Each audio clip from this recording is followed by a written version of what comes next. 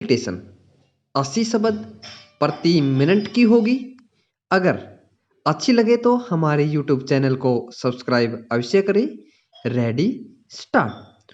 उपसभाध्यक्ष महोदय, केंद्र सरकार ने पहली बार यह साहस भरा कदम उठाने का निश्चय किया है कि रेलवे लाइन को उखाड़ने या तोड़फोड़ करने वालों को मृत्युदंड दिया जाए। विराम।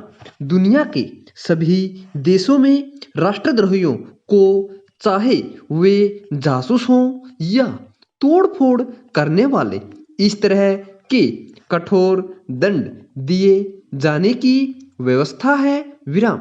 सरकार ने इस आशा से कि लोगों में सार्वजनिक संपत्ति की रक्षा करने की भावना जागेगी, इस तरह की कानूनी व्यवस्था से बचने की कोशिश की है। विराम। एक कारण यह भी रहा कि मृत्युदंड समाप्त करने के पक्ष में जैसी जनभावना है, केंद्र सरकार ने उसका भी आदर करना उचित समझा। विराम। यही वजह थी कि 7 साल पूर्व जब भारतीय रेलवे कानून में संशोधन किया गया, तब 3 से 7 साल तक की कठोर कैद की ही व्यवस्था की गई। विराम।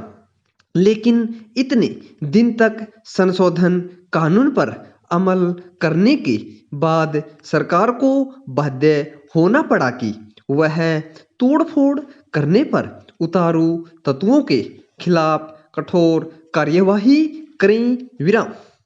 सीमाओं की रक्षा करने वाले जवानों को ले जाने वाली ट्रेनों में भी तोड़फोड़ की घटनाएं होने के बाद तो सरकार के लिए और भी आवश्यक हो गया कि वह इस दिशा में शीघ्र कोई कदम उठाए। विराम। अगला अनुच्छेद। रेल दुर्घटनाओं के संबंध में बांचू समिति ने जो रिपोर्ट दी, आवश्यकता इस बात की है कि सरकार उसकी बातों को सामने रखे। विराम।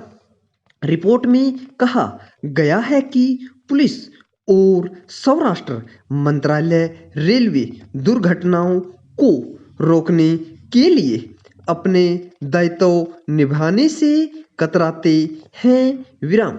रेलवे जांच के बाद जिन दुर्घटनाओं के लिए तोड़फोड़ करने वालों को जिम्मेदार ठहराया जाता है, पुलिस अपनी असहमति प्रकट करती है और जहां यह मानती भी है कि दुर्घटना तोड़फोड़ के कारण हुई, वहां ऐसे लोगों को गिरफ्तार करने में ढिलाई बरतती है। विराम।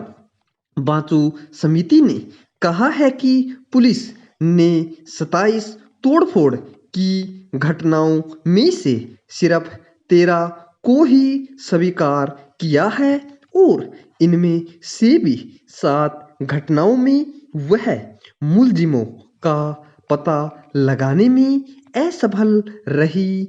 पूर्ण विराम।